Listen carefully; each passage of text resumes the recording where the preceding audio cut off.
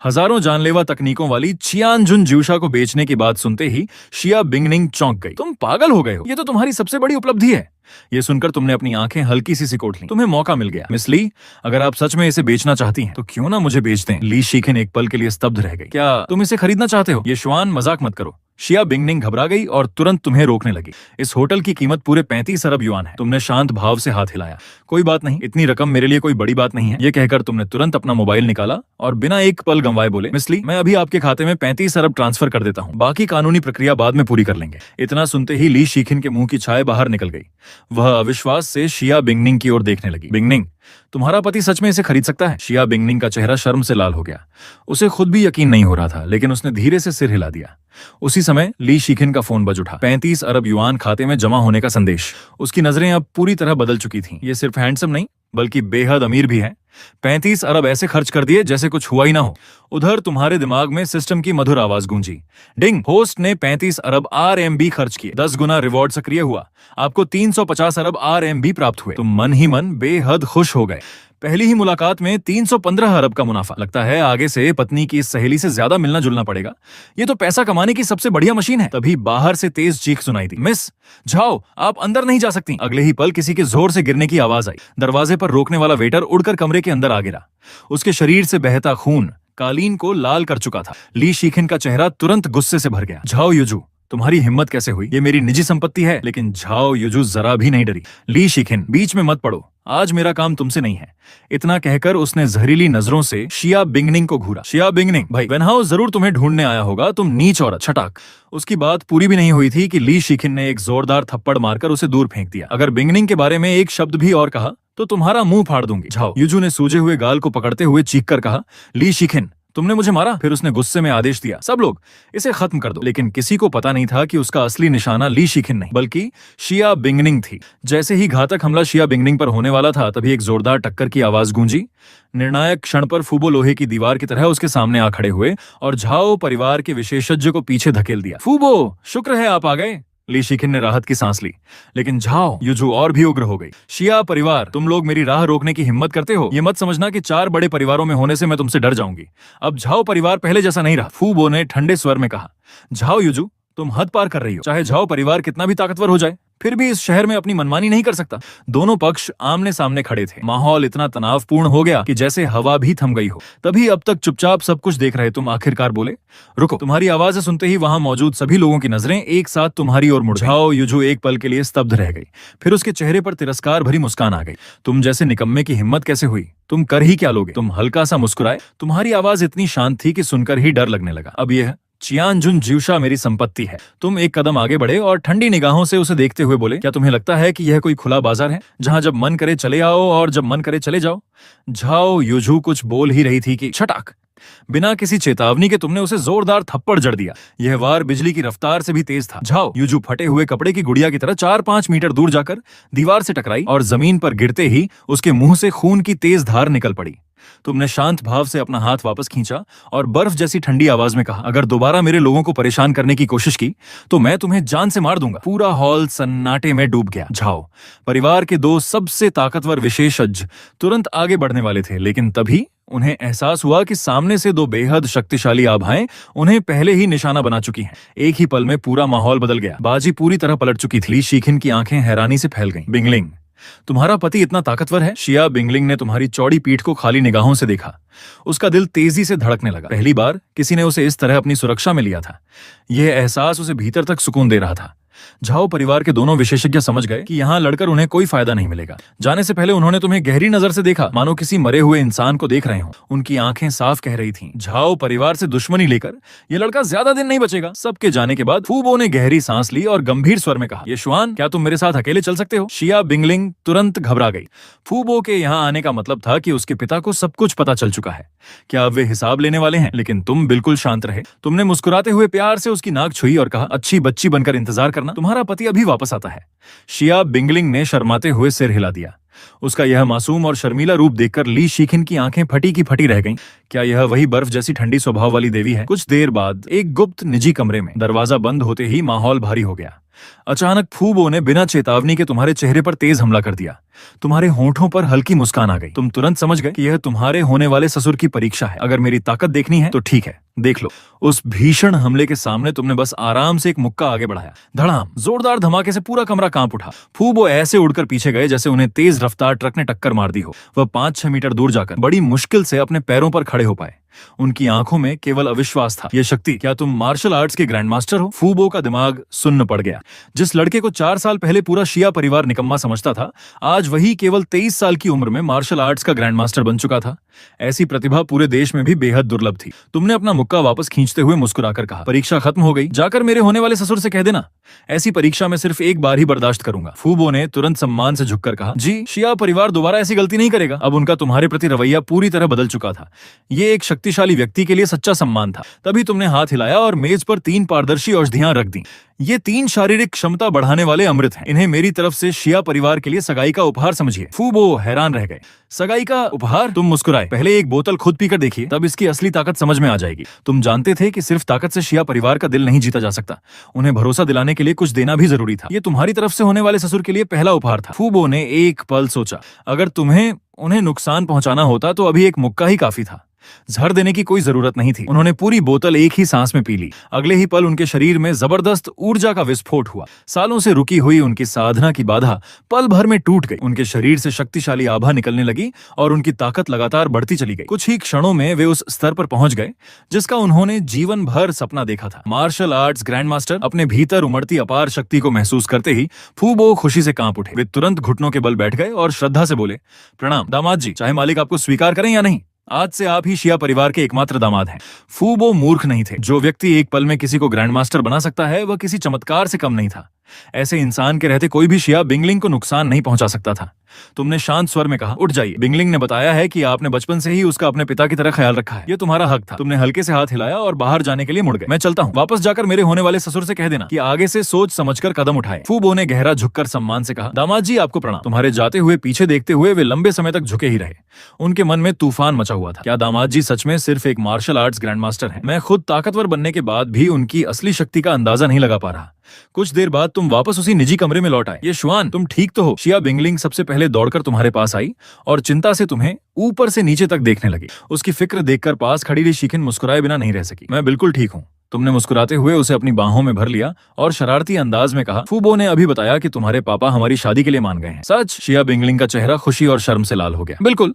तुमने प्यार से उसकी पेशानी पर हल्की सी चपत लगाई। तुम्हारा पति आज तक तुमसे झूठ बोला है क्या? दोनों की यह प्यार भरी नोकझोंक देखकर ली शिखिन की हालत ऐसी हो गई जैसे उसे जबरदस्ती ढेर सारी मिठाई खिला दी गई हो। उसने हाथ हिलाते हुए कहा, बस बस, तुम दोनों यहीं रोमांस करते रहो, मैं चलती हूँ। अगर थोड़ी देर और यहाँ रही तो मुझे तो डायबिटीज ही हो जाएगी। शिया बिंगलिंग शर्म से पैर पटकते हुए बोली, शिखिन कैसी बातें कर रही हो? उसने अपनी सहेली को झेंपते हुए घूरा, फिर तुम्हारी ओर मुड़कर मीठे स्वर में बोली, देखो सब तुम्हारी वजह से हुआ। बेवजह इतना प्यार दिखाने की क्या जरूरत थी? रोमांस, प्यार का प्रदर्शन, ये 2 शब्द सुनते ही तुम वहीं रुक गए। कौन सा प्यार दिखाया? हमने ऐसा क्या किया? उधर शिया बिंगलिंग शर्माते हुए तेजी से वहां से निकल गई। तुमने मासूमियत से कहा, अभी तो हम बस बहस कर रहे थे, पता नहीं ये सबको रोमांस क्यों लग रहा है। फिर तुम मुस्कुराकर बोले, मेरी प्यारी बिंगलिंग, अगर सच में प्यार का प्रदर्शन होता तो क्या मैं अकेला कर सकता था? शिया बिंगलिंग कुछ कहना चाहती थी लेकिन अचानक चुप हो गई। उसने मन ही मन सोचा, सच तो है, अकेला इंसान कैसे प्यार का प्रदर्शन कर सकता है? अगले ही पल उसका चेहरा फिर लाल हो गया। धत, मैं इस आदमी के साथ कब इतना खुलकर पेश आने लगी? मैं तो हमेशा दूरी बनाए रखती थी। उसी समय दूसरी ओर एक लग्जरी वैन के अंदर ली शिखिन का फोन अचानक बज उठा। हेलो पापा, क्या कहा? सोंग वेनहाओ मर गया? ठीक है, मुझे समझ आ गया। फोन रखते ही वह कुछ पल चुप रही, फिर अचानक जोर जोर से हंसने लगी। उसके साथ बैठे परिवार के विशेषज्ञ हैरान रह गए। मिस, आपको क्या हुआ? ली शिखिन खुशी से बोली, वह घटिया आदमी सोंग वेनहाओ मारा गया। इससे बड़ी खुशी की बात क्या होगी? विशेषज्ञों के चेहरे बदल गए। क्या सोंग वेनहाओ मारा गया? ये कैसे हो सकता है? लेकिन ली शिखिन शांत थी। मेरे पापा ने बताया कि उसे मारने वाला शायद मार्शल आर्ट्स का ग्रैंड मास्टर था। सोंग परिवार के 2 सबसे ताकतवर विशेषज्ञ भी एक ही वार में मारे गए। इस बार सोंग परिवार ने बहुत बड़े दुश्मन को छेड़ दिया है। ये सोचकर उसकी आंखों में चमक आ गई। तो इसका मतलब उस घटिया इंसान के साथ मेरी सगाई भी अपने आप खत्म हो गई। फिर उसने मुस्कुराते हुए कहा, काश मुझे पता चल जाए कि उसे किसने मारा, मैं उसे भारी इनाम दूंगी। पास खड़े विशेषज्ञ ने घबरा कर कहा, मिस, ऐसी बातें मत कहिए। अगर यह बात सोंग परिवार तक पहुंच गई तो बहुत बड़ी मुसीबत हो जाएगी। दृश्य बदलता है शिया परिवार की हवेली के अध्ययन कक्ष में। शिया गुओफेंग ने फूबो को देखते ही पूछा, आफू क्या हुआ? फूबो ने बिना कुछ कहे अपनी पूरी शक्ति प्रकट कर दी। एक भयावह आभा पूरे कमरे में फैल गई। शिया गुफेंग की आंखें फैल गईं। ये मार्शल आर्ट्स ग्रैंड मास्टर की शक्ति। आफू, तुम ग्रैंड मास्टर बन गए। वे खुशी से झूम उठे। अब शिया परिवार की ताकत कई गुना बढ़ चुकी थी। फूबो ने गहरी सांस लेते हुए कहा, मालिक, ये सब दामाद जी की कृपा से हुआ है। दामाद? शिया गुफेंग अवाक रह गए। तुम ये शुआन की बात कर रहे हो? फूबो ने सिर हिलाया। हाँ, अब जबकि मिस ने उनसे शादी कर ली है, आपको उन्हें अपना दामाद मानना ही होगा। फिर उन्होंने होटल में हुई पूरी घटना विस्तार से बता दी। मालिक, शायद आपको नहीं पता, दामाद जी खुद भी मार्शल आर्ट्स के ग्रैंड मास्टर हैं। खांस। शिया गुफेंग के मुंह की चाय लगभग बाहर निकल गई। क्या कहा? वह लड़का सिर्फ 23 साल की उम्र में ग्रैंड मास्टर? उन्हें अपनी ही बात पर यकीन नहीं हो रहा था। फूबो ने गंभीरता से कहा, इतना ही नहीं, मैं खुद ग्रैंड मास्टर बनने के बाद भी उनकी असली ताकत का अंदाजा नहीं लगा पाया। मुझे लगता है कि उनकी शक्ति ग्रैंड मास्टर के मध्य स्तर या शायद उससे भी ऊपर है। शिया गुफेंग पूरी तरह स्तब्ध रह गए। उन्हें अब समझ आ गया कि उनकी बेटी ने 4 साल पहले कितने असाधारण प्रतिभाशाली व्यक्ति से रिश्ता जोड़ा था। फूबो ने आगे कहा, एक और बात, चियानजुन, ज्यूशा होटल में जाओ, परिवार की जाओ। युजू ने मिस का अपमान किया। दामाद जी ने उसे सबके सामने जोरदार थप्पड़ मार दिया। इस वजह से आगे उन्हें झाओ परिवार से बड़ी परेशानी का सामना करना पड़ सकता है। इसके बाद फूबो ने 2 औषधियों की शीशियां मेज पर रख दी। मालिक, यही वह चमत्कारी औषधि है जिसकी वजह से मैं ग्रैंड मास्टर बन पाया। अगर शिया परिवार के पास ऐसी औषधियां हो तो जिनलिंग में हमारी स्थिति और भी मजबूत हो जाएगी। फिर उन्होंने एक और चौंकाने वाली बात कही, और दामाद जी ने कहा है कि ये सब शिया परिवार के लिए उनकी शादी का उपहार है। शिया गुफेंग ने औषधि की शीशी हाथ में ली। उनके चेहरे पर कड़वी मुस्कान थी। वे इसे लेना नहीं चाहते थे, लेकिन इसका आकर्षण इतना जबरदस्त था कि खुद को रोक नहीं सके। उन्होंने पूरी औषधि एक ही घूंट में पी ली। शिया गुफेंग पहले से ही शीर्ष स्तर के योद्धा थे और मार्शल आर्ट्स ग्रैंड मास्टर बनने से बस एक कदम दूर थे। जैसे ही औषधि ने असर दिखाया, उनके शरीर से एक बेहद शक्तिशाली आभा फूट पड़ी। उनकी शक्ति लगातार बढ़ती गई और अंत में जाकर हाफ ग्रैंड मास्टर के स्तर पर स्थिर हुई। फूबो ने उनकी शक्ति महसूस करते हुए मुस्कुराकर कहा, बधाई हो मालिक, आप अब half martial arts grand master बन चुके हैं। शिया गुफेंग ने आश्चर्य से अपने शरीर की ओर देखा। यह औषधि सचमुच चमत्कारी है। आखिर वह लड़का ये शुआन है कौन? अब वे पूरी तरह हैरान थे। ऐसा अद्भुत सगाई का उपहार देना किसी सामान्य इंसान के बस की बात नहीं थी। सबसे बड़ी बात यह थी कि बची हुई दूसरी औषधि से शिया परिवार में एक और ग्रैंड मास्टर पैदा हो सकता था। अगर ऐसा हुआ तो शिया परिवार सीधे 4 बड़े परिवारों से भी ऊपर पहुंच जाएगा। तभी टन टन, शिया गुफेंग के मोबाइल पर एक संदेश आया। उन्होंने स्क्रीन देखते ही अपना चेहरा बदल लिया और फोन फूबो की ओर बढ़ा दिया। फूबो ने पढ़ते ही अविश्वास से कहा, क्या सोंग वेनहाओ मर गया और सोंग परिवार के 3 शीर्ष विशेषज्ञ भी मारे गए? ये काम किसी मार्शल आर्ट्स ग्रैंड मास्टर का ही हो सकता है। कुछ देर सोचने के बाद फूबो के मन में अचानक एक ख्याल आया। उन्हें याद आया कि सोंग वेनहाओ हमेशा उनकी मिस पर बुरी नजर रखता था। उन्होंने धीरे से कहा, मालिक, कहीं ये काम दामाद जी ने तो नहीं किया? पूरा कमरा एकदम शांत हो गया। अगर ये बात पहले कही जाती तो शिया गुफेंग कभी विश्वास नहीं करते, लेकिन अब ये शुआन खुद एक मार्शल आर्ट्स ग्रैंड मास्टर था और उसके पीछे रहस्यमयी ताकतें भी थीं, इरादा भी था और क्षमता भी। हर नजरिए से सबसे बड़ा शक उसी पर जाता था। शिया गुफेंग ने लंबी सांस लेते हुए खिड़की के बाहर देखा। चाहे ये काम किसी ने भी किया हो, कुछ समय तक शिया परिवार का हर सदस्य बिल्कुल शांत रहेगा। मुझे महसूस हो रहा है कि जिनलिंग में बहुत बड़ा तूफान आने वाला है। फूबो ने सिर हिलाया, लेकिन उनकी आंखों में उम्मीद की चमक थी। मालिक, सच कहूं तो मैं चाहता हूं कि यह काम दामाद जी ने ही किया हो। अगर ऐसा है तो इस बार जिनलिंग में होने वाले बड़े बदलाव के बाद शिया परिवार आसमान की ऊंचाइयों तक पहुंच सकता है। फिर उन्होंने गंभीर स्वर में कहा, मालिक, जरा सोचिए, पहले झांग परिवार, फिर शेन परिवार, फिर छिन परिवार और अब सोंग परिवार। इन सभी घटनाओं के पीछे कहीं न कहीं दामाद जी का संबंध रहा है। ये सुनकर शिया गुफेंग ने अपनी आंखें हल्की सी सिकोड़ लीं। अगर सचमुच ऐसा था तो ये शुआन सिर्फ ताकतवर नहीं बल्कि बेहद खतरनाक और असाधारण व्यक्ति था। तुम अपनी पत्नी के साथ जैसे ही घर लौटे, तुम्हारी दोनों प्यारी बेटियां छोटे छोटे कदमों से दौड़ती हुई तुम्हारी ओर आ गईं। पापा मम्मी आ गए। तुमने मुस्कुराते हुए दोनों बेटियों को अपनी बाहों में उठा लिया और अपनी चचेरी बहन चेन श्वेची की ओर सिर हिलाकर अभिवादन किया। पूरा परिवार खुशी के माहौल में साथ बैठकर रात का खाना खाने लगा। लेकिन रात को कमरे में लौटते ही माहौल बदल गया। बाथरूम का दरवाजा खुला और शिया बिंगनिंग नहाकर बाहर आई। हल्की रोशनी में उसकी खूबसूरती और भी निखर उठी थी। वह मुस्कुराकर बोली, अब भी देख रहे हो? तुम्हारा मन नहीं भरता क्या? तुम हंस पड़े और उसे अपनी बाहों में खींच लिया। जिंदगी भर भी देखूं तब भी मन नहीं भरेगा। दोनों की नजरें मिली और तुमने बिना झिझक उसे प्यार से चूम लिया। शिया बिंगनिंग ने बस हल्का सा विरोध किया, फिर पूरी तरह तुम्हारी बाहों में सिमट गई। उसी समय तुमने नीलामी में खरीदा हुआ गुआनिन वाला लॉकेट निकाला। आओ, ये तुम्हारे लिए है। शिया बिंगनिंग हैरान रह गई। ये वही अनमोल खजाना था जो शीर्ष स्तर के योद्धा के हमले तक को रोक सकता था। तुमने बड़े प्यार से वह लॉकेट उसके गले में पहनाया और कहा, यह खास तौर पर तुम्हारे लिए खरीदा है। तभी तुम्हारे दिमाग में सिस्टम की आवाज गूंजी। डिंग। होस्ट ने 5 अरब RMB का उपहार दिया। पुरस्कार के रूप में 50 अरब RMB प्राप्त हुए। तुम हल्के से मुस्कुराए। तुम्हारी कुल संपत्ति बढ़कर 1978 अरब RMB हो गई।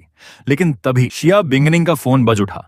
उसने फोन उठाया और अगले ही पल उसका चेहरा सफेद पड़ गया। क्या शिखिन, तुम क्या कह रही हो? सोंग वेनहाओ मर गया। फोन कटने के बाद वह कुछ देर तक चुपचाप खड़ी रह गई। तुमने उसे अपने पास खींचते हुए पूछा, क्या हुआ? सोंग वेनहाओ, वही घटिया आदमी मर गया? शिया बिंगनिंग ने धीरे से सिर हिलाया। हालांकि उसके मन में राहत थी। अब उसे लगा कि कम से कम कुछ समय के लिए तुम सुरक्षित हो। लेकिन उसे यह नहीं पता था कि सोंग वेनहाओ को मारने वाला व्यक्ति उसी के सामने खड़ा था। उधर शिया परिवार की हवेली में अचानक एक गुस्से भरी दहाड़ गूंजी। शिया गुओफेंग, बाहर निकल। सोंग परिवार के दूसरे मालिक सोंग छिंगटहेन 100 से ज्यादा लोगों को लेकर सीधे शिया परिवार पहुंच गए। भतीजे की मौत के बाद उनका पहला निशाना शिया परिवार था। उन्होंने गरजते हुए कहा, अगर आज मुझे संतोषजनक जवाब नहीं मिला तो मैं पूरे शिया परिवार को खत्म कर दूंगा। एक शीर्ष योद्धा की भयानक आभा पूरे शिया परिवार की हवेली पर छा गई। लेकिन निर्णायक क्षण में तुम्हारे ससुर शिया गुओफेंग बिना डरे आगे बढ़े। पुरानी दुश्मनी और नया गुस्सा सब एक साथ फूट पड़ा। उन्होंने ठंडे स्वर में कहा, सोंग छिंगटहेन, क्या तुम्हें लगता है कि हमारा शिया परिवार मिट्टी का बना है? सोंग छिंगटहेन अभी हंसने ही वाले थे कि धड़ाम, शिया गुओफेंग का मुक्का सीधा उनके सीने पर जा लगा। वे 7-8 मीटर दूर जाकर गिरे और मुंह से खून उगल दिया। पूरा माहौल एकदम शांत हो गया। सोंग छिंगटहेन किसी तरह उठे और अविश्वास से बोले, शिया गुओफेंग, तुम half martial arts grand master बन गए? ये कैसे हो सकता है? 6 महीने पहले तो तुम शीर्ष योद्धा भी नहीं थे। शिया गुओफेंग ने ठंडे स्वर में चेतावनी दी, अगर फिर से बदतमीजी की तो मैं सोंग परिवार की भी परवाह नहीं करूंगा। सोंग छिंगटहेन समझ गए कि आज वे हार चुके हैं। उन्होंने नफरत भरी नजर से शिया गुओफेंग को देखा और मन ही मन कसम खाई, शिया परिवार को हर हाल में मिटाना होगा, नहीं तो भविष्य में यही सबसे बड़ा खतरा बनेगा। अगली सुबह तुम अपनी पत्नी के साथ प्यार भरे शांत पल बिता रहे थे। तभी अचानक एक फोन कॉल ने सारा माहौल बदल दिया। फोन तुम्हारी सास का था। जैसे ही शिया बिंगनिंग ने कॉल उठाई, उसने आंखों से तुम्हें इशारा किया, कुछ उल्टा सीधा मत बोलना। लेकिन तुम्हारी सास ने किसी गंभीर बात की जगह पहले मजाक करना शुरू कर दिया।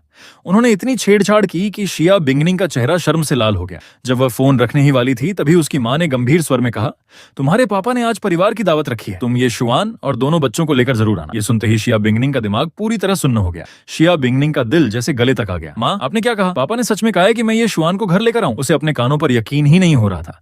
लेकिन वह कुछ और पूछ पाती उससे पहले ही उसकी मां ने फोन काट दिया। उसे मना करने का एक भी मौका नहीं मिला। शिया बिंगनिंग पूरी तरह घबरा गई।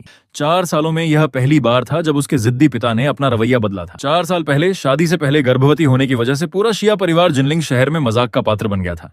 तब से उसके पिता ने कभी उसे प्यार से नहीं देखा। आज अचानक उन्हें पूरे परिवार के साथ घर बुलाना, आखिर इसके पीछे वजह क्या थी? तुमने उसकी ओर देखकर मुस्कुराते हुए पूछा, क्या हुआ पत्नी?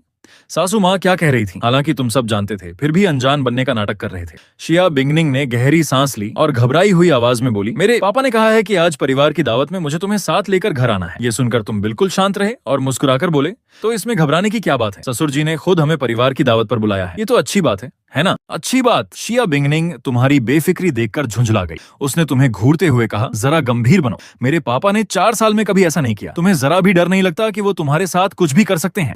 उसे सच में समझ नहीं आ रहा था कि तुम्हारे अंदर इतना आत्मविश्वास आखिर आया कहां से। क्या तुम भूल गए कुछ दिन पहले ही तुमने उनके भेजे हुए आदमी को लगभग अपाहिज बना दिया था? लेकिन यह सुनकर तुम बस मुस्कुरा दिए, फिर आराम से बोले, मुझे खा जाएंगे, मजाक मत करो। सच कहूं तो मैं अपने होने वाले ससुर का अपमान नहीं करना चाहता, लेकिन उन्हें हराने के लिए मुझे सिर्फ एक उंगली ही काफी है। तुम्हारी बात सुनकर शिया बिंगनिंग हंस पड़ी। उसके मन का सारा तनाव पल भर में गायब हो गया। उसे लगा कि तुम हमेशा की तरह बढ़ चढ़कर बातें कर रहे हो। उसे क्या पता कि तुम सच बोल रहे थे। फिर तुमने गंभीर होकर पूछा, वैसे ससुर जी को क्या पसंद है? पहली बार उनके घर जा रहा हूँ तो कोई अच्छा सा तोहफा ले जाना चाहिए। शिया बिंगनिंग ने थोड़ा सोचकर कहा, उन्हें अच्छी शराब और बढ़िया चाय का बहुत शौक है। तुमने सिर हिलाया। उसी समय तुम्हारे दिमाग में सिस्टम की आवाज गूंजी। पोस्ट द्वारा ससुर को उपहार देने का पता चला। इनाम 10 किलो लोंगशिन गानलू प्रीमियम चाय और 6 बोतल लिमिटेड एडिशन आइलैंड व्हिस्की। तुम मुस्कुराए, वाह, अब तो तोहफा खरीदने का खर्च भी बच गया। लेकिन तुम्हें यह नहीं पता था कि इन दोनों तोहफों की कीमत इतनी ज्यादा थी कि उनका मूल्य लगाना भी मुश्किल था। उधर शिया बिंगनिंग तुम्हें सोचते हुए देख रही थी। उसके मन की बेचैनी और बढ़ती जा रही थी। उसे लग रहा था कि इस पारिवारिक दावत के पीछे जरूर कोई बड़ी वजह छिपी है। थोड़ी देर बाद तुम शिया बिंगनिंग और दोनों बेटियों के साथ नीचे आए। घर की नौकरानियों ने झुककर तुम सबका स्वागत किया। आज तुम्हारे लिए सबसे जरूरी काम था 4 साल तक तुम्हें स्वीकार न करने वाले ससुर से पहली बार मिलना। तभी तुम्हारी चचेरी बहन चेन श्वेची लाइव स्ट्रीम कर रही थी। उसने उत्सुकता से पूछा, भैया कहाँ जा रहे हो? तुमने मुस्कुराकर जवाब दिया, आज तुम्हारी भाभी के मायके जा रहा हूँ, अपने ससुर जी से मिलने। इतना सुनते ही वह चौंक गई। उधर लाइव स्ट्रीम के दर्शक भी उत्साह से भर उठे। वाह भैया, पहली बार ससुराल जा रहे हैं, लगता है भाभी का परिवार बहुत अमीर होगा। कुछ देर बाद तुम अपनी पत्नी और बेटियों के साथ शिया परिवार की हवेली पहुंच गए। घर के नौकर चाकर शिया बिंगनिंग को देखकर दंग रह गए। किसी ने नहीं सोचा था कि वह फिर कभी इस घर में लौटेगी।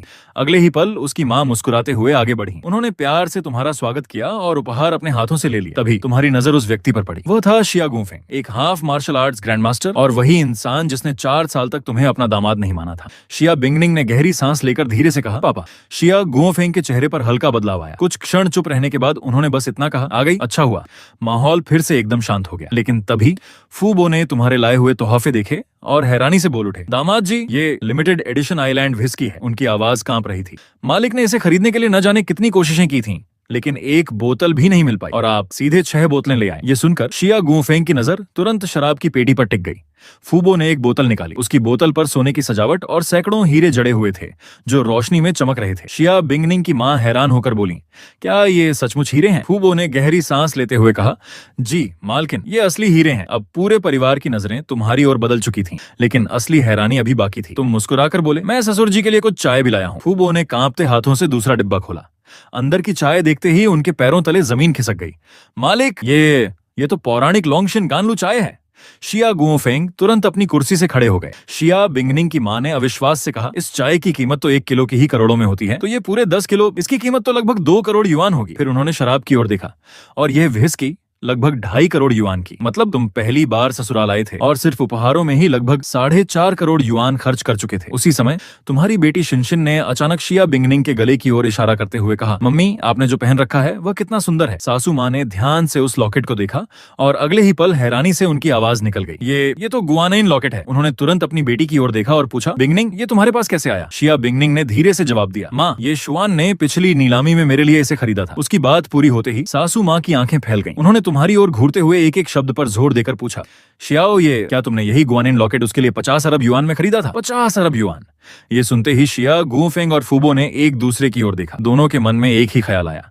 उन्हें अब समझ आ गया था कि नीलामी में वह रहस्यमयी अमीर खरीदार कोई और नहीं बल्कि तुम ही थे। लेकिन तभी फूबो का मोबाइल अचानक बज उठा। उन्होंने कॉल उठाई। सिर्फ एक पल में उनके चेहरे की मुस्कान गायब हो गई और भाव बेहद गंभीर हो गए। उन्होंने चौंकते हुए कहा, क्या कहा? फोन कटते ही फूबो का चेहरा गंभीर हो गया। उन्होंने एक बुरी खबर सुनाई, मालिक, समूह पर बहुत बड़ा संकट आ गया है। इसके बाद उन्होंने ऐसा आंकड़ा बताया कि सबके होश उड़ गए।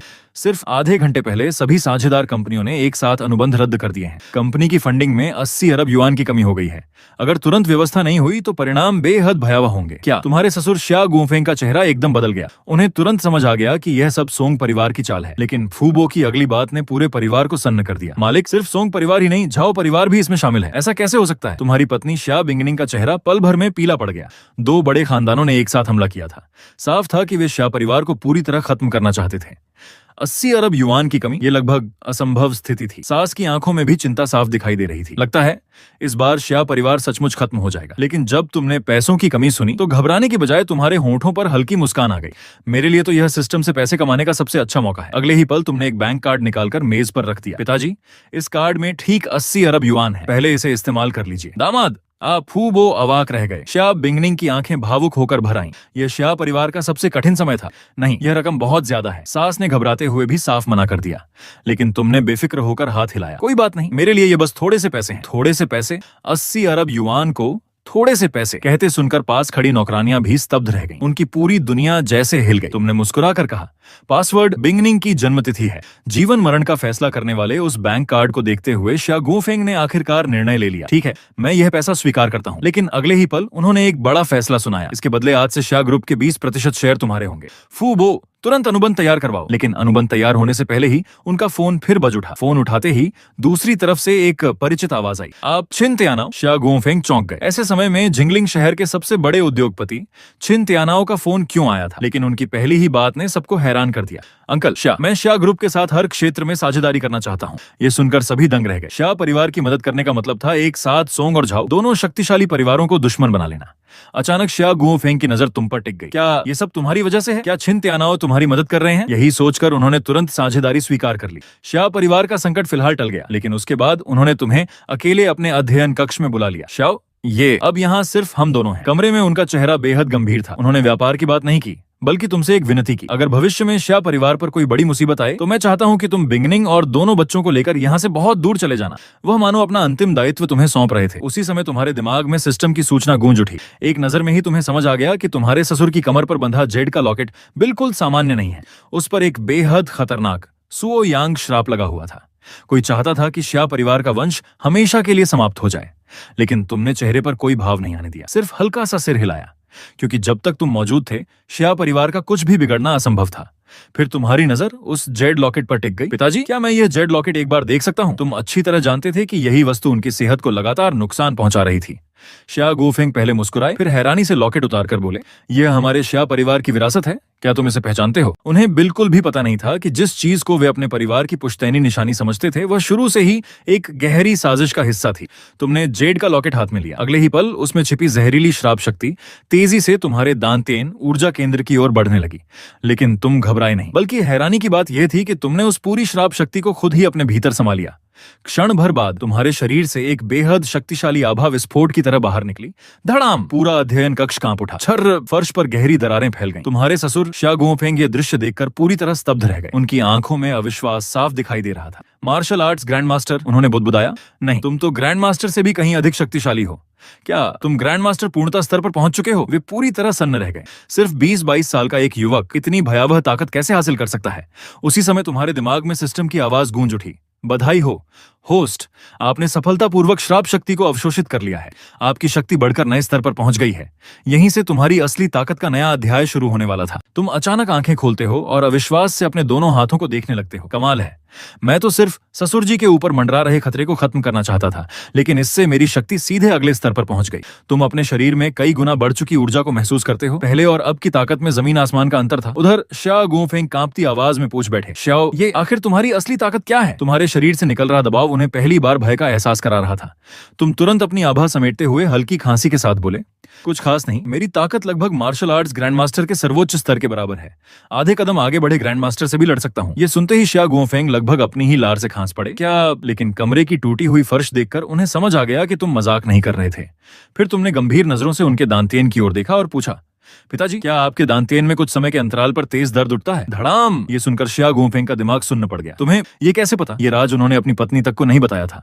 उन्हें उसी क्षण एहसास हो गया कि उनकी बेटी को सचमुच अनमोल जीवन साथी मिला है। तब तुमने जेड लॉकेट का पूरा रहस्य बता दिया। पिताजी, आप एक भयंकर श्राप, सुओ यांग श्राप के शिकार रहे हैं। क्या? वंश समाप्त होने की बात सुनते ही उनके हाथ से जेड लॉकेट जमीन पर गिर पड़ा। उनका चेहरा सफेद पड़ गया। अब उन्हें समझ आया कि आखिर क्यों शिया परिवार का वंश कई बार समाप्त होने की कगार पर पहुंच गया था। असल वजह यही पुश्तैनी लॉकेट था।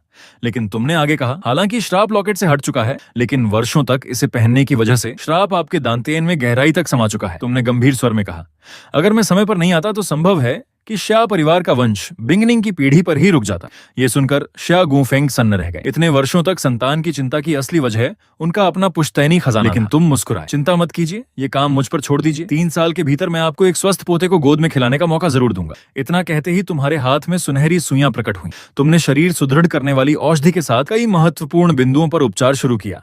जैसे ही श्राप पूरी तरह समाप्त हुआ, शिया गुफेंग के शरीर से अचानक शक्तिशाली ऊर्जा फूट पड़ी। उसी पल उन्होंने मार्शल आर्ट्स ग्रैंड मास्टर के स्तर में सफलतापूर्वक प्रवेश कर लिया। उनके पूरे शरीर में नई ऊर्जा दौड़ने लगी। मैं सचमुच ग्रैंड मास्टर बन गया। वे भावुक होकर तुम्हारी ओर देखने लगे। शियाओ, ये तुम्हारा यह उपकार मैं जीवन भर नहीं भूलूंगा। उसी क्षण उन्होंने मन ही मन फैसला कर लिया, अब अगर कोई भी इस दामाद को उनसे छीनने की कोशिश करेगा तो वह उसका सामना करने से पीछे नहीं हटेंगे। तभी तुम्हारे दिमाग में सिस्टम की आवाज गूंजी। 80 अरब युआन खर्च किए गए। 800 अरब युआन का रिवॉर्ड सफलतापूर्वक प्राप्त हुआ। पलक झपकते ही तुम्हारी कुल संपत्ति बढ़कर 2716 अरब युआन हो गई। खुश होकर तुम और शिया गुफेंग अध्ययन कक्ष से बाहर निकले, लेकिन बाहर का दृश्य देखकर पूरा परिवार हैरान रह गया। शिया बिंगनिंग अवाक रह गई। इन्होंने आखिर ऐसा क्या कर दिया? फूबो ने मुस्कुराकर तुम्हारी ओर अंगूठा उठा दिया। दामाद साहब, आप सचमुच कमाल हैं। यहाँ तक कि सास की नजरें भी बदल चुकी थीं। अब जितना वे तुम्हें देखती उतना ही खुश होती। रात के खाने के बाद शिया बिंगनिंग अपने कमरे में धीरे से बोली, पति, आज सच में आपका बहुत बहुत धन्यवाद। तुमने प्यार से उसकी नाक छूते हुए मुस्कुराकर कहा, अगर बार बार धन्यवाद कहोगी तो सजा मिलेगी। ये सुनते ही उसका चेहरा लाल हो गया। वह मुस्कुराकर बोली, मुझे बिल्कुल डर नहीं लगता। इसी बीच दोनों बातें कर ही रहे थे कि अचानक उसका मोबाइल बज उठा। फोन उसकी सबसे अच्छी दोस्त ली शिचिंग का था। फोन उठाते ही उसने बिना भूमिका बांधे कहा, सुना है शिया परिवार मुश्किल में है। अगर पैसों की जरूरत हो तो मेरे पास 50 से 60 अरब युआन है। मैं अभी ट्रांसफर कर देती हूँ। अपनी दोस्त की मदद के लिए वह अपने ही परिवार के खिलाफ जाने को तैयार थी। ये सुनकर शिया बिंगनिंग भावुक हो गई, लेकिन उसने मुस्कुराकर जवाब दिया, शिचिंग, अब जरूरत नहीं है। पैसों की समस्या पूरी तरह सुलझ चुकी है। ये सुनते ही ली शिचिंग पूरी तरह हैरान रह गई। क्या? फोन के दूसरी तरफ ली शिचिंग हैरानी से चिल्ला उठी। लेकिन अगले ही पल शिया बिंगनिंग की एक बात ने उसे पूरी तरह स्तब्ध कर दिया। मेरे पति ने अभी अभी शिया ग्रुप में 80 अरब युआन का निवेश किया है। क्या कहा? 80 अरब युआन? ली शिचिंग, तुरंत बिस्तर से उठकर बैठ गई। उसके चेहरे पर अविश्वास साफ झलक रहा था। 80 अरब युआन, इतनी बड़ी रकम उन्होंने बिना एक पल सोचे दे दी। वह भावुक होकर बोली, बिंगनिंग, तुम्हारे पति तुम्हें कितना प्यार करते हैं। तुम्हारी खुशी के लिए उन्होंने इतना बड़ा फैसला बिना झिझक ले लिया। उस पल ली शिचिंग के मन में हल्की सी ईर्ष्या भी जाग उठी। उसे लगा कि उसकी सहेली का पति तो सोंग वेनहाओ से भी कई गुना बेहतर है। शिया बिंगनिंग ने अपनी दोस्त की बातें सुनी। इस बार वह बिल्कुल भी शर्माई नहीं, उल्टा गर्व से मुस्कुराकर बोली, वो मेरे पति हैं। अगर मेरा ख्याल नहीं रखेंगे तो फिर किसका रखेंगे। उसकी अचानक आई यह मासूम अकड़ देखकर तुम भी मुस्कुरा दिए। लगता है आखिरकार यह लड़की भी खुलकर अपने दिल की बात कहने लगी है। उधर ली शिचिंग पूरी तरह निरुत्तर हो चुकी थी। उसने बनावटी नाराजगी से कहा, ठीक है, तुम्हारा पति अमीर भी है, तुम्हारा इतना ख्याल भी रखता है। तुम जीत गई। अब मैं तुम दोनों के बीच तीसरा पहिया नहीं बनूंगी। आराम से रोमांस करो। इतना कहकर उसने तुरंत फोन काट दिया। कमरे में फिर से सन्नाटा छा गया। शिया बिंगनिंग कुछ पल तक मोबाइल की स्क्रीन को देखती रही। धीरे धीरे उसका चेहरा शर्म से लाल हो गया। अरे, लगता है शिचिंग ने कुछ ज्यादा ही गलत समझ लिया। अगली सुबह महल की नौकरानियों की फुसफुसाहट सुनकर तुम्हारी पत्नी शिया बिंगनिंग शर्म से लाल हो गई। मैडम, आज तो बहुत खिली खिली लग रही हैं। लगता है दामाद साहब ने कल रात खूब ध्यान रखा होगा। ये सुनकर शिया बिंगनिंग का मन हुआ कि वहीं जमीन में समा जाए। वह इस घर की मालकिन थी, लेकिन न जाने क्यों उसे बिल्कुल गुस्सा नहीं आया। उल्टा उसके दिल में हल्की सी मिठास भर गई। उसी समय उसकी नजर फूबो पर पड़ी। वह तुरंत पूछ बैठी, फूबो, मम्मी पापा कहाँ हैं? फूबो ने मुस्कुराते हुए ऐसा चेहरा बनाया जैसे सब कुछ समझ गए हों। मालिक और मालकिन बच्चों को घुमाने ले गए हैं। उन्हें लगा कि अगर घर पर रहे तो आप दोनों की निजता में बाधा पड़ेगी। ये सुनते ही शिया बिंगनिंग ने तुम्हारी तरफ गुस्से से देखा। वह तो सुबह जल्दी उठना चाहती थी, लेकिन अब सब लोग गलत समझ चुके थे। उसने नाराज होकर कहा, देखा, ये सब तुम्हारी वजह से हुआ। सब लोग गलत समझ रहे हैं। तुम शरारती मुस्कान के साथ बोले, गलतफहमी? कल रात तो तुम ही कह रही थी कि कोई हमें परेशान न करे। ये सुनते ही शिया बिंगनिंग का चेहरा फिर से लाल हो गया।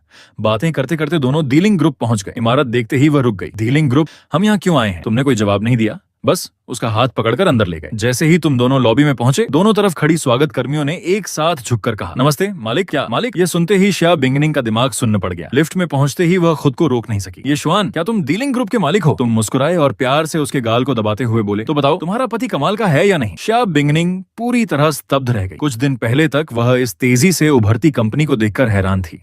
उसे क्या पता था कि इसका मालिक उसका अपना पति है। वह मुंह फुलाकर दूसरी तरफ देखने लगी। बहुत बड़े हो तुम, इतनी बड़ी बात मुझसे इतने दिनों तक छिपाई। लेकिन उसके दिल में गर्व और खुशी की लहर दौड़ चुकी थी। ऑफिस का दरवाजा खुलते ही एक बेहद खूबसूरत महिला सम्मान से झुक गई। चेयरमैन, ये आपका स्वागत है। नमस्ते मैडम। वह थी डीलिंग ग्रुप की अध्यक्ष मु हानशुए। शिया बिंगनिंग के प्रति उसका व्यवहार भी बेहद सम्मानपूर्ण था। आखिर वह चेयरमैन की पत्नी जो थी। ऑफिस में बैठते ही तुमने 2 अनुबंध मेज पर रख दिए। उन्हें देखते ही मुहानशुए की आंखें फैल गईं।